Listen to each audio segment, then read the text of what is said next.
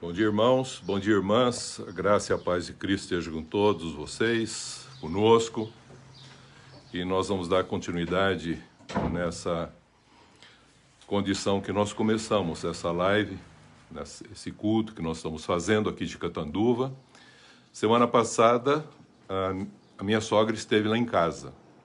E essa semana eu vim para o jardim aqui da minha sogra, que eu sempre falo, só que não dá para fazer a live no jardim por causa de alguns barulhos que tem no fundo de cachorros. Então lá fica difícil. Então nós viemos aqui para a sala, perto do jardim da frente. Mas é um jardim também maravilhoso que ela cultiva.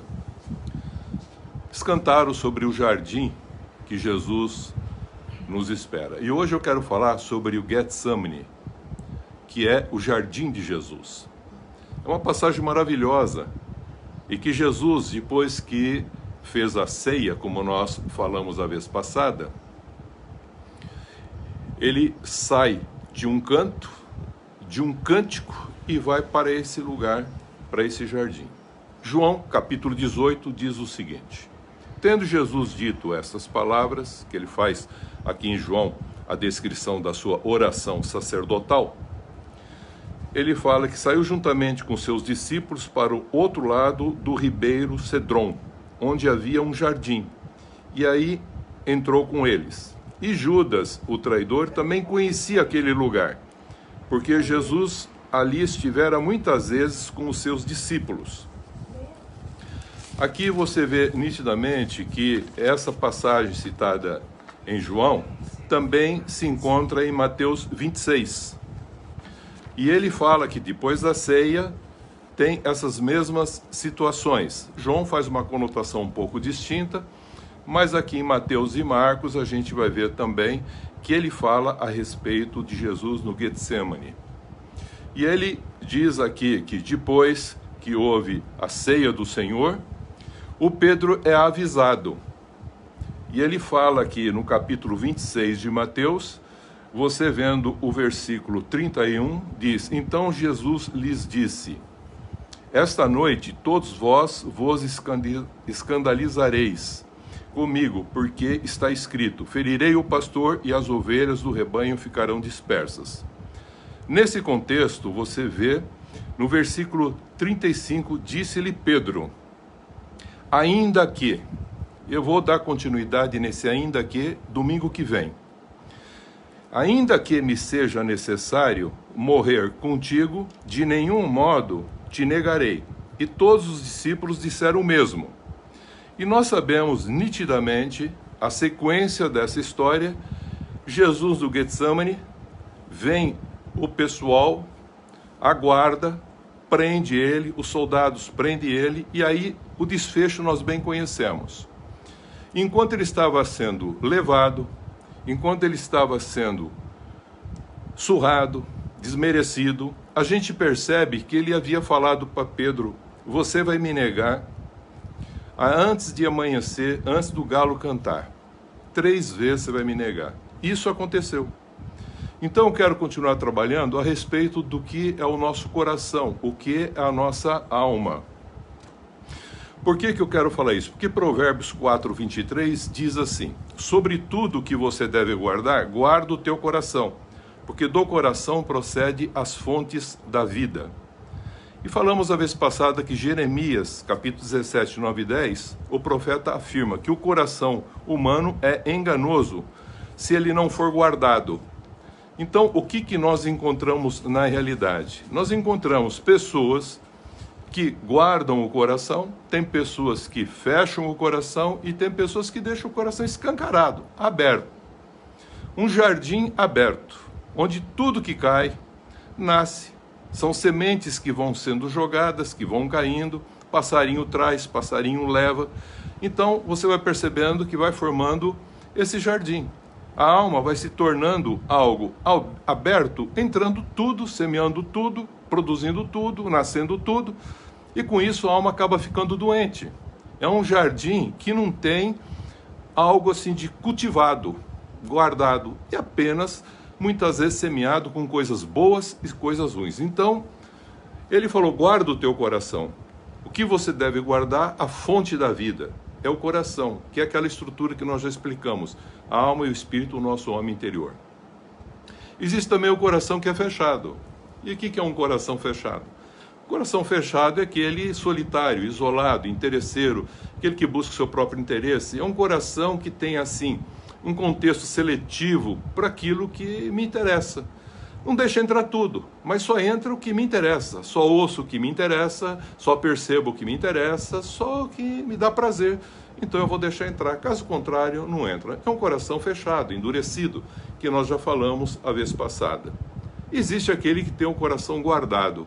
Por isso que a palavra de Deus fala, guarda o teu coração.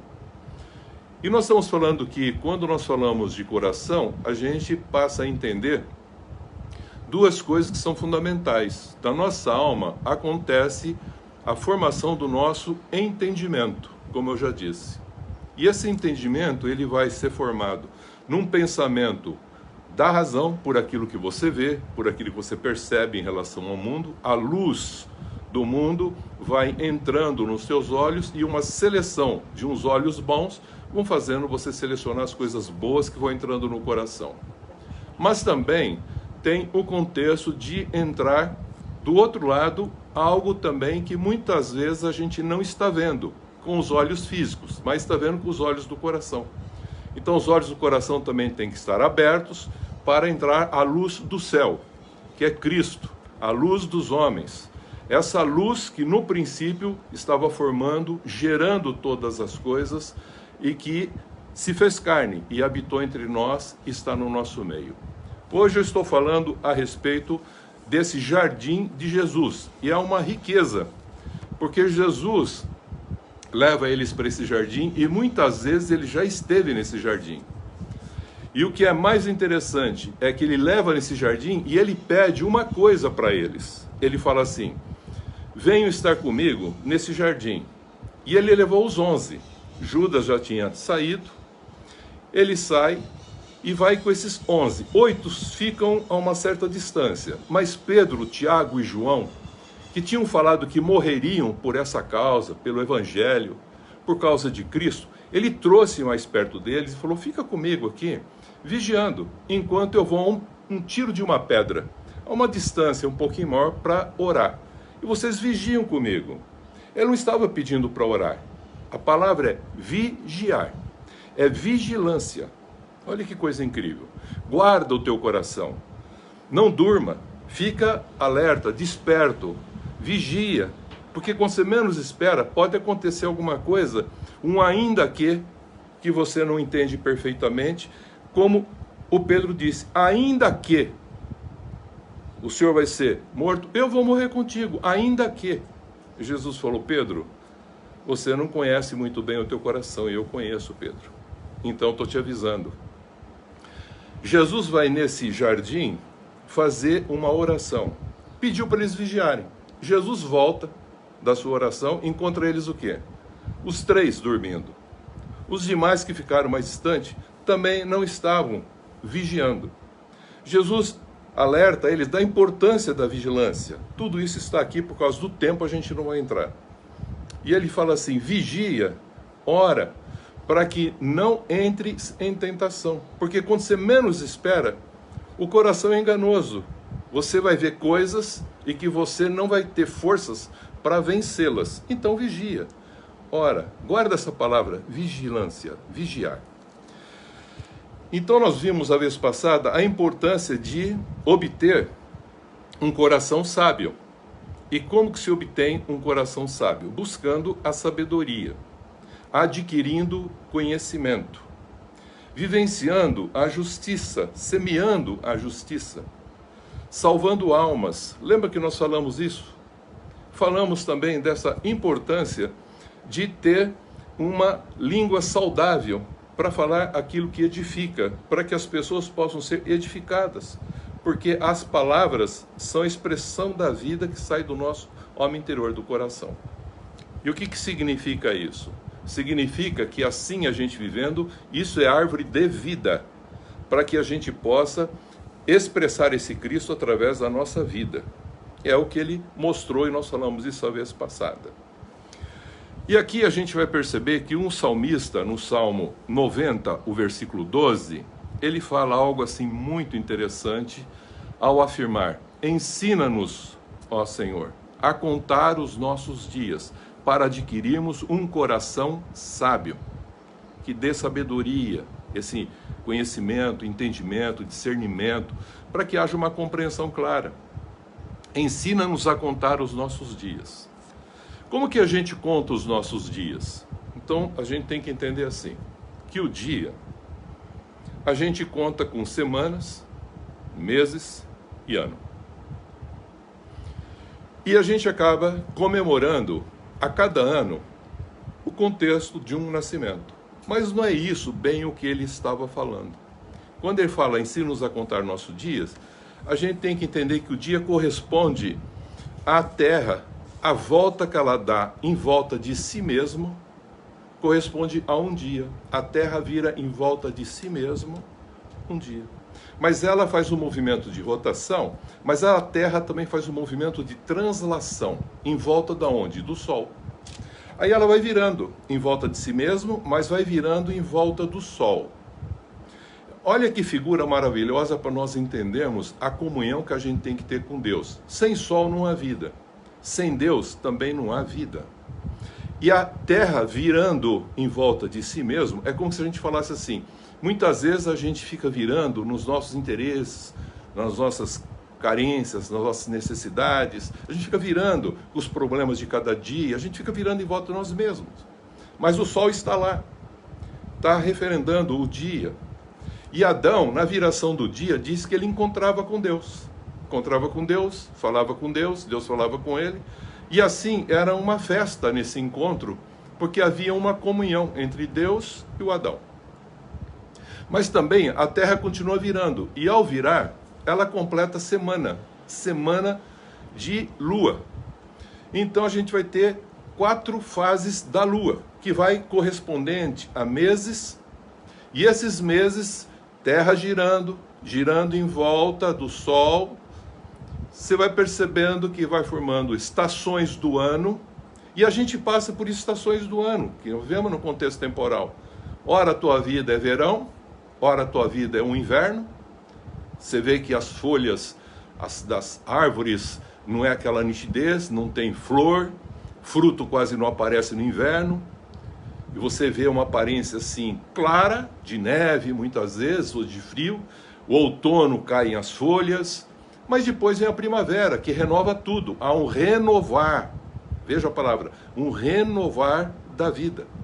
Por isso a importância vigiar, porque nós precisamos entender, tanto no sentido que nós vemos, passamos nesse contexto temporal, com a razão, e também entendemos com a fé pela revelação, pelo nosso homem interior, e completa a fé e razão, a essência que nos dá o discernimento para a compreensão. Aí girando e passando e completando 365 voltas em si mesmo e em volta do Sol, completo, que nós chamamos ano. E a gente comemora o ano, e a gente faz uma festa, chamada festa do aniversário, do ano que versa o nascimento, do aniversário. O que é interessante é que essa palavra aniversário, a gente comemora ela a cada ano. Hoje tem gente que faz até mêsversário, por mês. A criança nasce, faz uma festinha a cada mês. Então é interessante nós lembrarmos que para Deus não tem esse tempo, porque ele fala hoje, se ouvires a sua voz, não endureça o vosso coração. Então hoje é um contexto que ensina-nos a contar os nossos dias, como um hoje eterno, sempre em comunhão com Deus. Olha que coisa maravilhosa entender. Então, passado um ano, você vai perceber que a Terra girou 365 vezes em volta de si mesmo e em volta do Sol 365 dias. E aí completou o ano. Então tem muita gente que pergunta assim, quantas voltas você deu em volta do Sol? A pessoa fica assim, preocupada. Não, ele só está querendo saber o seguinte, quantos anos, em termos de ano, você tem? Quantas voltas você deu em volta do Sol? A terra, como nós, terra dando volta em volta de Deus, quanto você tem? Fala, 1 ano. Mas será que essa é a maneira da gente contar os nossos dias, que o salmista estava perguntando, para que a gente possa entender o sentido que ele estava falando, ensina-nos a contar os nossos dias? Então, a festa que nós temos é uma festa chique, de alegria, de contentamento pela vida que nós recebemos. Mas será que a gente conta de ano em ano? A gente fala em aniversário, aniversário. Mas na realidade nós deveríamos contar a cada dia a nossa comunhão com Deus. É isso que Jesus está querendo nos ensinar e a importância de nos ensinar. Porque Ele vê assim, basta cada dia a sua dificuldade. E Deus faz tudo novo e renova a cada manhã. Então nós vamos entender que também existe um pensador chamado Salomão.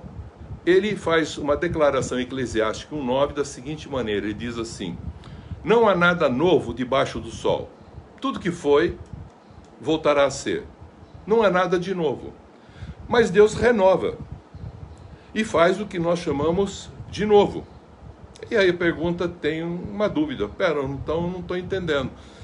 Você está falando uma coisa, eu vou começar voltando. Jesus disse, vem vigiar comigo e no meu jardim eu vou mostrar para você como que ele tem que ser guardado.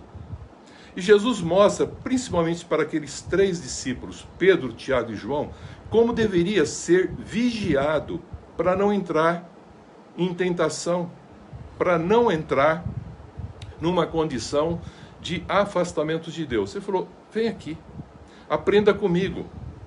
Mas veja que eles dormiram. E Jesus está querendo ensinar porque ele já estava indo embora. Ele queria ensinar usando o seu jardim, que muitas vezes esteve com eles lá. E nesse jardim, ele não só ensina, mas ele também abre aos discípulos e diz, a minha alma está angustiada até aquele dia. Que dia que ele está falando? Em que o pecado estaria sobre ele. E aí a gente percebe que ele, ao receber o pecado sobre si, Deus não poderia mais manter a comunhão com ele. Então, não é Deus que se afasta, é o pecado que cria uma separação entre ele e o pecado da humanidade sobre ele. E naquele momento ele fala, Deus meu, por que me desamparastes? Deus não desampara nunca. Porque ele fala, ainda que uma mãe não esquece de um filho que amamenta, eu não esqueço de você. Ainda que um pai e uma mãe não obedeça, queira você, te abandone, ele falou, eu jamais vou te abandonar. Então veja que nós precisamos entender, esse Deus, um pai, é isso que Jesus mostra para nós. Jesus mostra uma realidade muito interessante. Primeiro, você vai ver que Jesus está falando sempre em relação ao Pai. Na cruz ele fala, Deus meu, por que me desamparaste? Nessa hora não tem nada a ver com ele, tem a ver com o pecado que ele assume da humanidade, e nessa hora o Pai não pode estar, mas logo em seguida ele fala, Pai, nas tuas mãos entrego o meu espírito. Então Jesus conhece quase tudo de Deus como Pai, mas sendo o Cristo, ele não só conhece, mas ele vive essa condição da comunhão paterna. Então tem coisas que ele fala assim, eu não sei o dia que será a minha vinda. Só o Pai sabe, nem anjos, nem eu sei. Então ele tem uma certa limitação porque ele se esvaziou da sua glória. Mas ele nunca esqueceu da comunhão. E a comunhão é o fundamento que faz ele andar nessa vida de uma maneira diferente, com a autoridade com que ele vivenciou todas as coisas aqui.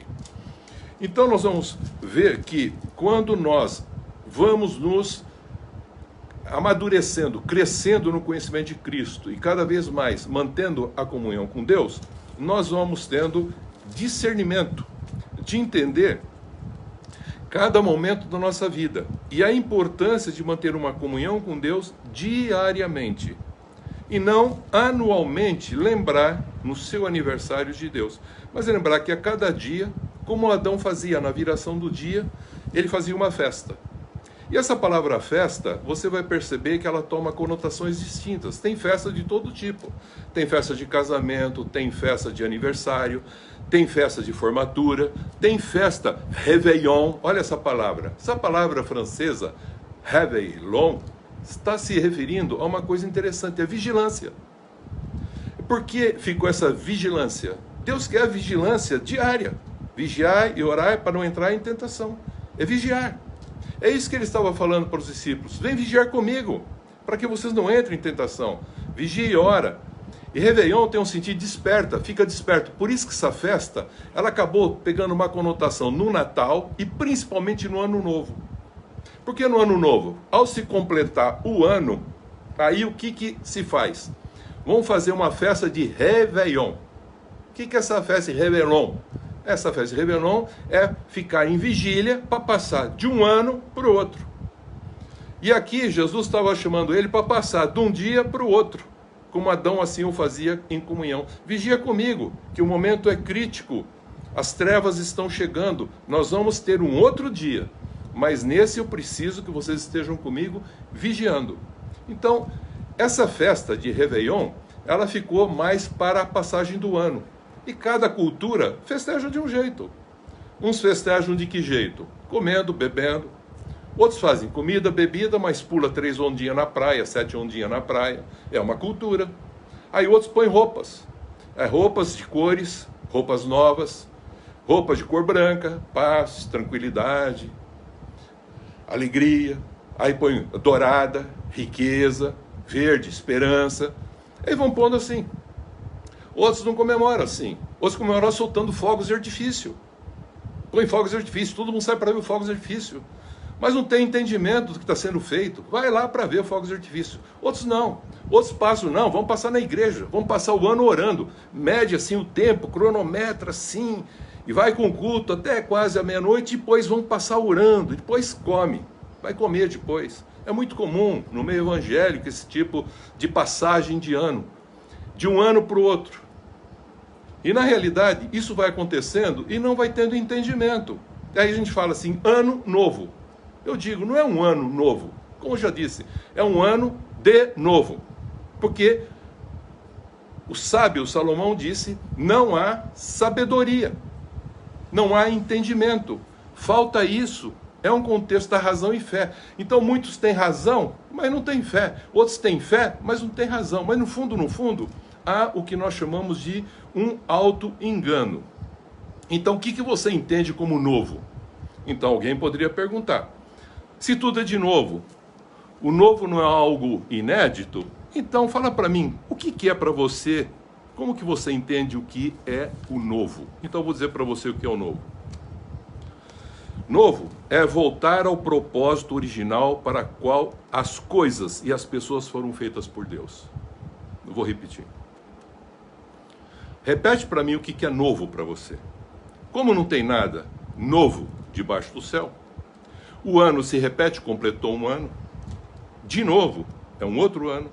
Se as pessoas não tiverem entendimento, sabedoria, fazer o que nós chamamos uma semeadura de justiça, salvar almas, a gente vai perdendo essa realidade que nós já falamos. E esse Cristo vai perdendo o contexto de um entendimento mais profundo na nossa vida. Então o que você tem novo é voltar ao propósito original. Qual é o propósito original? Deus fez o homem à sua imagem e semelhança. Criou homem e mulher, os abençoou, fê-los fecundo, crescei, multiplicai, enchi a terra, dominai, cuidai do meu jardim na terra, que eu cuido do jardim do vosso interior.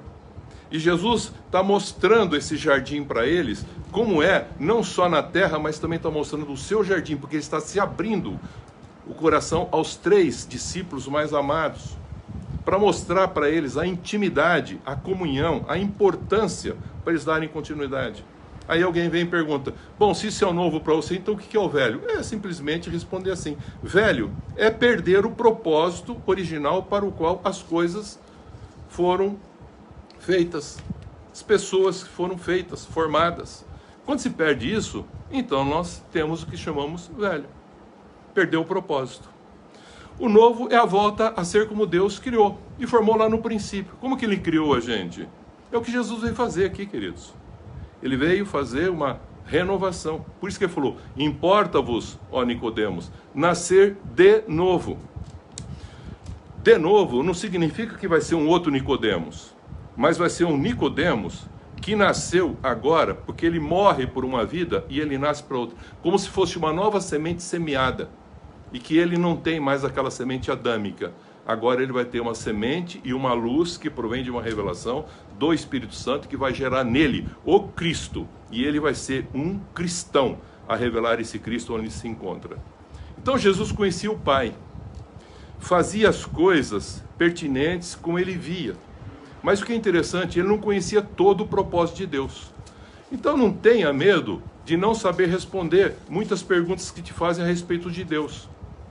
Mas você não pode deixar de responder uma pergunta só, quando fala a respeito do teu Pai. No Pai, eu sei o quanto que Ele me ama. Eu posso não entender tudo que o meu Pai está fazendo. Posso entender algumas coisas, mas a outras eu não vou entender. Jesus mesmo falou, o dia da minha volta, nem anjo, nem eu, ninguém sabe, só o Pai. Porque tem um propósito maior.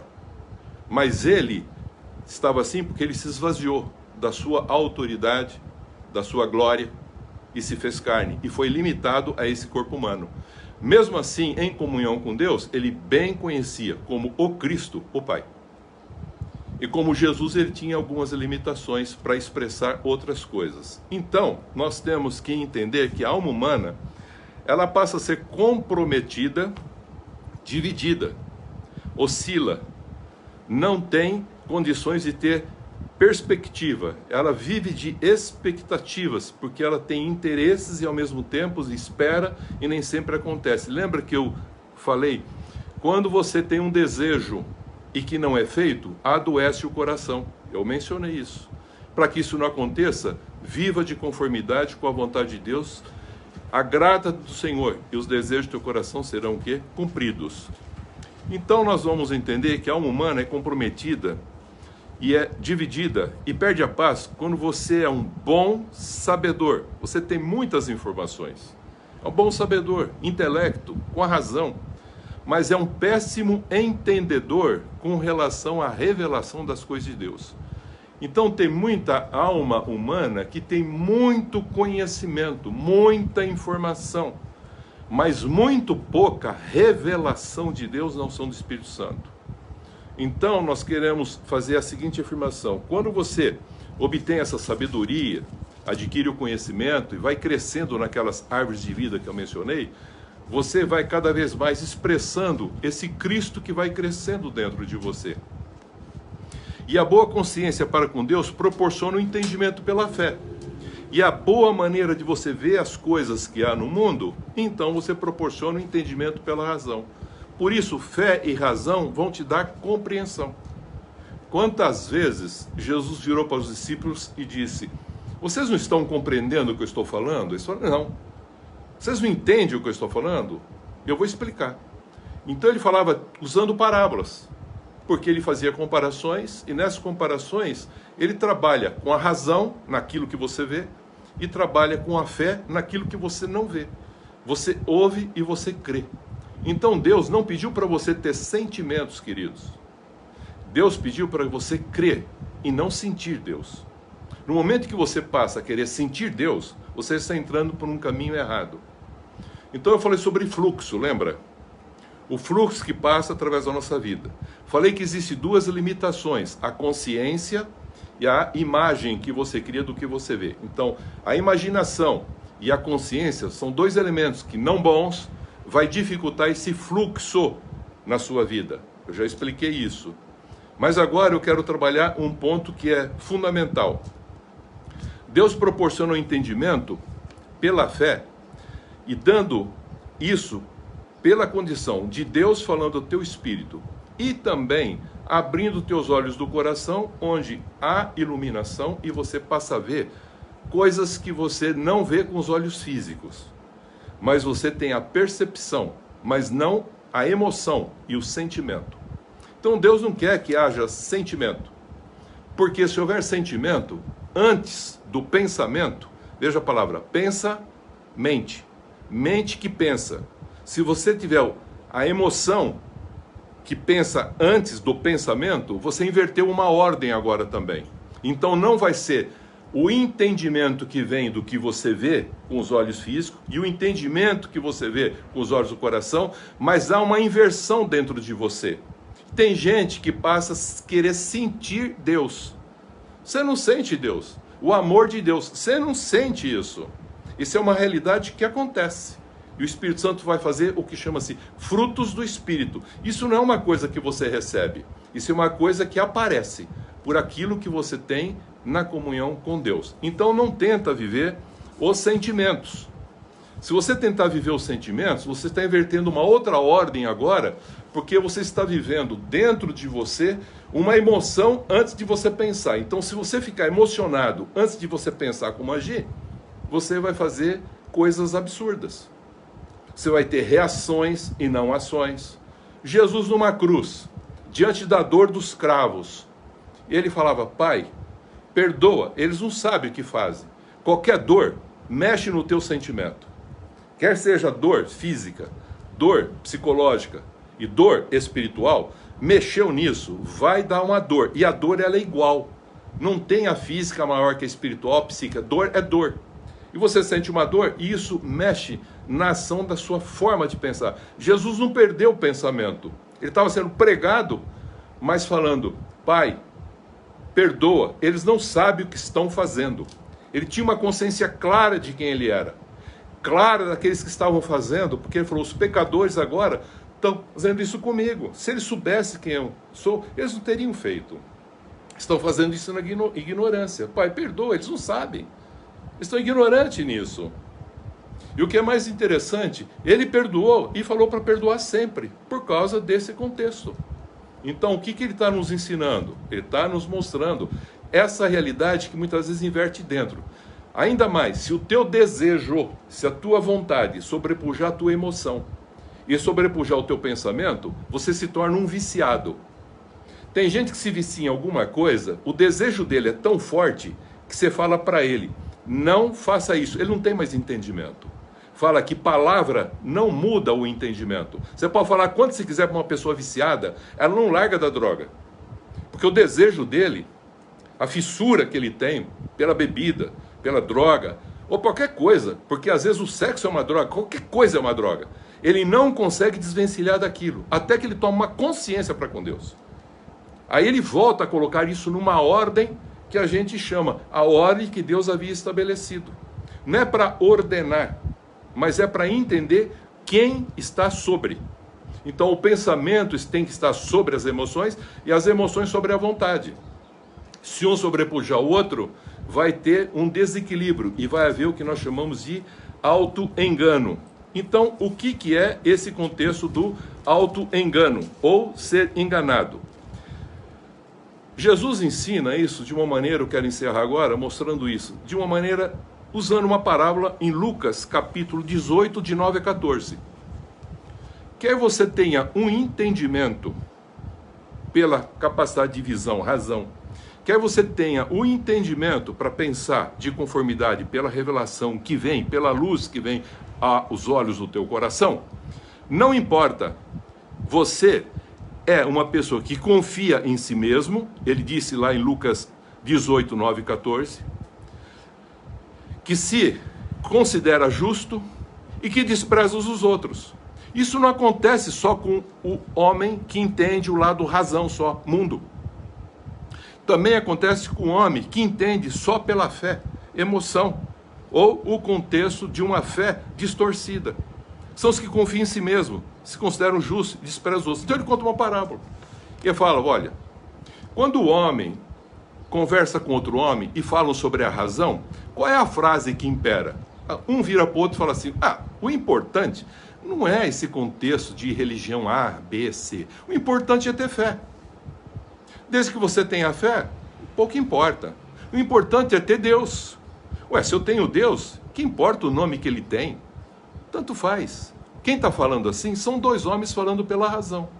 Mas Jesus deixa claro em Lucas 18, 9 e 14 o seguinte: são os que confiam em si mesmos, quer os religiosos, quer os do mundo, confiam em si mesmos. São os que se consideram justos.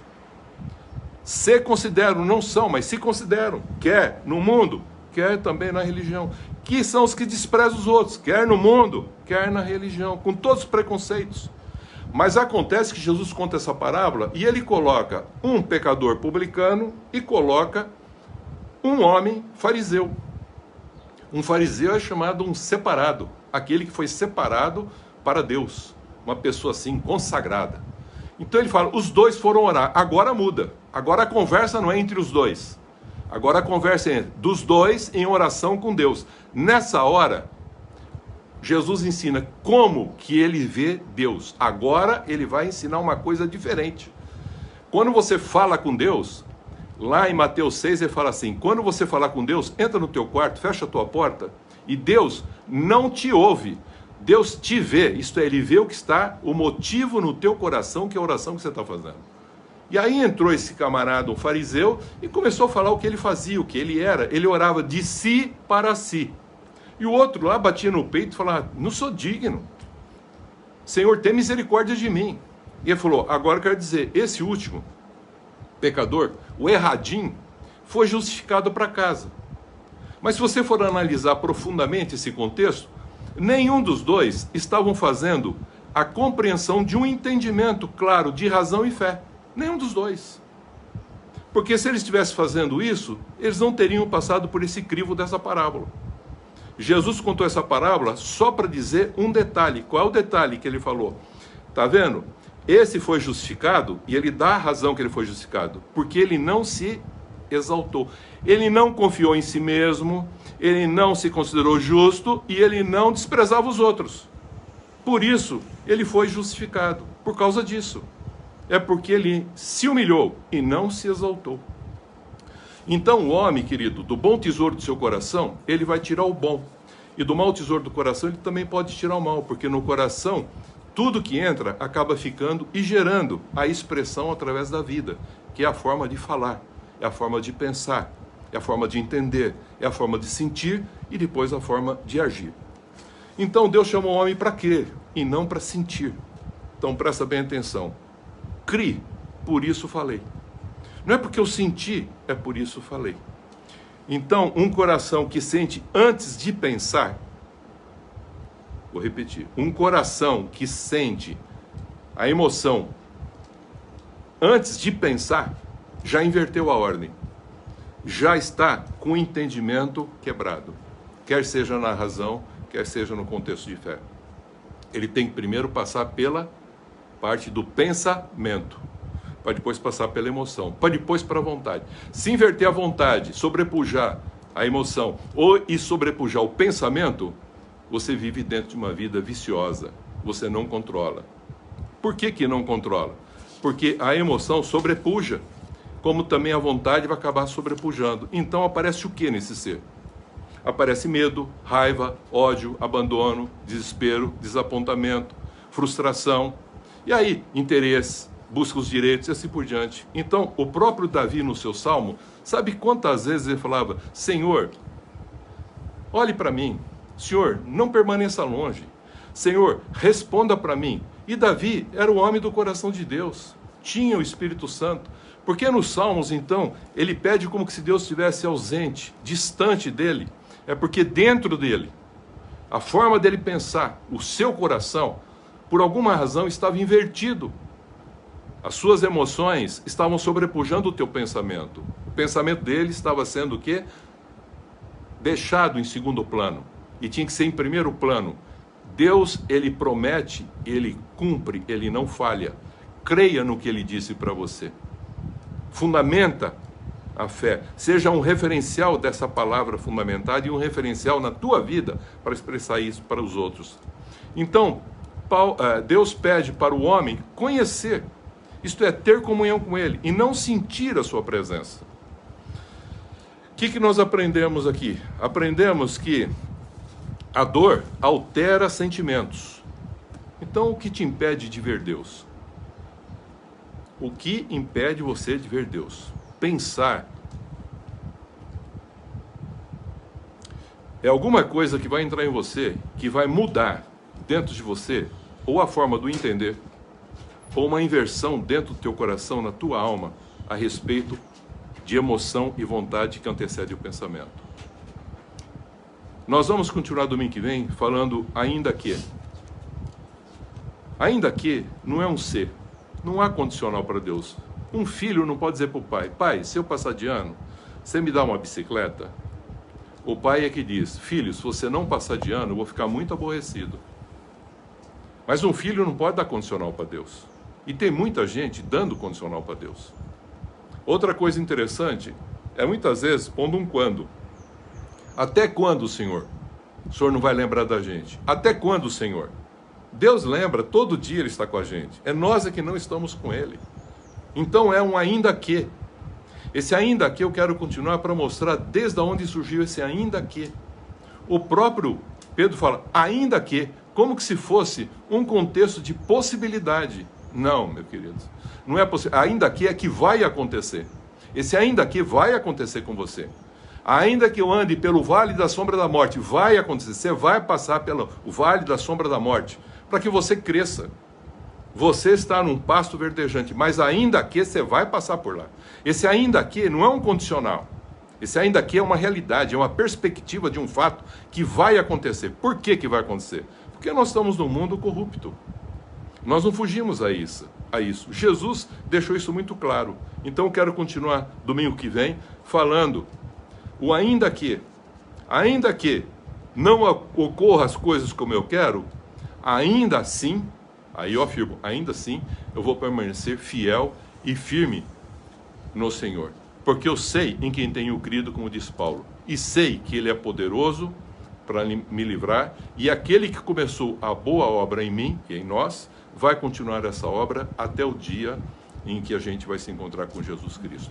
Essa é a realidade que eu gostaria de deixar com os irmãos hoje, para a gente entendendo como se forma um entendimento e como esse entendimento pode ser mudado dentro de nós mesmos. Mesmo tendo o Espírito Santo, se nós invertermos algum ponto dentro do nosso coração, a emoção sobrepujar o pensamento, não é mais a mente que pensa, mas é a emoção que julga, a emoção que vai à frente, que a vontade vai à frente. Consequentemente, nós vamos ter um problema de uma doença na alma. E sobre isso eu quero continuar domingo que vem, em nome de Cristo Jesus. Amém, queridos? Amém por essa palavra. E nessa nova volta, nossa, em volta do sol, nesse ano de 2022, que nós estaremos girando ao redor do sol, que nós estejamos pondo na nossa mente, no nosso coração, o desejo de conhecer mais a Deus. E como nós vamos conhecer a Deus? Ouvindo da sua palavra. Aqui nos nossos estudos, nós estamos ouvindo e aprendendo mais do Deus que a Bíblia ensina. Então, há muitas formas de pensar como Deus é, mas como nós vamos realmente entender quem Deus é? Lendo a Bíblia, participando dos estudos bíblicos, tendo ensino, orientação. E aí, no nosso entendimento, nós vamos passar a crer nesse Deus que a Bíblia nos revela, nesse Deus criador dos céus e da terra, nesse Deus que se fez homem, enviando o seu Filho Jesus ao mundo.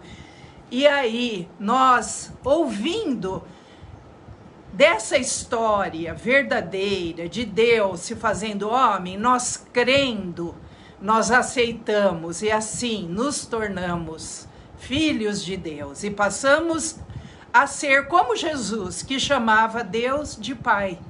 E nós também podemos chamar Deus de Pai, mesmo que a gente não entenda tudo que o Pai quer, tudo que o Pai deseja, porque na Bíblia mesmo diz: os seus pensamentos são mais altos que os nossos pensamentos. Mas nós, entendendo esse amor de Deus, amor de Pai por cada um de nós nos tornamos submissos a Ele e nos entregamos à sua vontade. Por isso é tão importante quando nós oramos, fazemos os nossos pedidos, colocamos diante de Deus as nossas necessidades, mas no final nós dizemos: seja feita a tua vontade, porque a vontade de Deus é perfeita. E nós, muitas vezes, aquilo que nós pedimos não é o melhor para nós. Mas quando nós estamos em perfeita comunhão com Deus, o que nós desejamos é o desejo de Deus, porque nós estamos tão em comunhão com Deus que nós não vamos desejar uma coisa que Deus não quer para nós. Então, quanto mais nós nos aprofundamos na comunhão com Deus, mais a nossa oração vai ser conforme os desejos de Deus para nós. E aí os nossos desejos se confundem com os desejos de Deus para nós. Não são mais desejos egoístas, mas são desejos de prosseguir na fé, de um dia estarmos adentrando nos portões celestiais, no jardim onde Cristo nos espera. Então esse tem que ser o principal desejo do nosso coração. Como filhos, estarmos crescendo e amando cada dia mais o nosso Pai Celeste. E assim, com Jesus, nós aprendemos a ser bons filhos e seremos filhos amados, filhos do coração de Deus. Que cada um de nós, nessa nova volta, em volta do céu, do sol, possamos ter em mente o nos aproximarmos de Deus, que esse sol da justiça esteja nos iluminando de todos os lados, corpo, alma, espírito, interior, e que nós venhamos a brilhar cada vez mais. Assim, Deus esteja conosco nesse ano de 2022, não sabemos se vai ser um ano fácil, mas cremos que Deus estará conosco cada dia, cada momento. Vamos orar agora e depois vamos fazer a nossa oração para a semana. Senhor, nosso Deus e nosso Pai, muito obrigada, Senhor, pela palavra que ouvimos, pela oportunidade que temos de aprender mais do Senhor. A cada domingo nós estamos aqui aprendendo um pouco mais, não apenas lendo a Bíblia, mas sendo instruídos, porque o Senhor colocou mestres que buscam, que compreendem e transmitem para nós. Assim como teu filho Michel, Senhor, que é mestre, que busca aprender mais e transmite para nós esse conhecimento, como também outros pregadores, outros mestres, e que assim nós estejamos crescendo na graça e no conhecimento de Deus. Eu peço agora, Senhor, por cada pessoa que está assistindo, por cada uma que ainda vai assistir mais tarde, que o teu Espírito Santo, que a tua graça, a tua luz, a tua sabedoria esteja sobre todos e que nenhum perca o desejo de buscar mais ao Senhor, de conhecer mais ao Senhor. Ó Deus, também pedimos, perdoa os nossos pecados a cada dia, Senhor, que sejamos humildes, como aquele que falou, o publicano: "Sê propício a mim, Senhor, pecador", e Deus é poderoso, misericordioso para perdoar os nossos pecados. E como João, o apóstolo, diz, quanto mais nos aproximamos de Deus, menos nós pecamos. Mas se um dia alguém pecar, temos um advogado, Jesus Cristo. Então, ajuda-nos, Senhor, a não pecar, a vigiar e orar. Mas se pecarmos, que tenhamos humildade de chegar ao Senhor, pedir perdão, pedir forças para não pecar mais e prosseguir a nossa carreira de fé, de amor. Obrigada, Senhor, por esse dia, por esse domingo, por essa palavra, por esse culto. Esteja conosco, Pai. Se tem alguém ouvindo ou que ainda vai ouvir, que tem algum problema, alguma enfermidade, estenda, Senhor, a tua mão santa e poderosa. Envia a tua cura, envia a tua salvação, envia a solução para o problema que essa pessoa acha que não tem, mas para o Senhor tudo é possível. Estenda, amado Deus Todo-Poderoso, estenda a tua mão. Vem, Espírito Santo. Se alguém ainda não convidou o Espírito Santo a entrar no seu coração, convide agora. Vem, Espírito Santo, entra no meu coração. Eu quero ser cheio da tua luz, da tua vida, da tua presença. Obrigada, Jesus amado. Obrigada por tudo, em nome de Jesus. Amém. Amém. Nós iniciamos esta semana. E tomamos posse. Para nossas vidas. Para nossas famílias. Para nossos trabalhos. De uma semana de bênçãos. Uma semana de vitórias. Sempre confiantes nas promessas de Deus. E rejeitamos toda obra maligna contra nós. E que não sejamos usados pelo mal. Em nome do Pai, do Filho e do Espírito Santo. Amém. Deus abençoe a todos. Amém. Glória a Deus.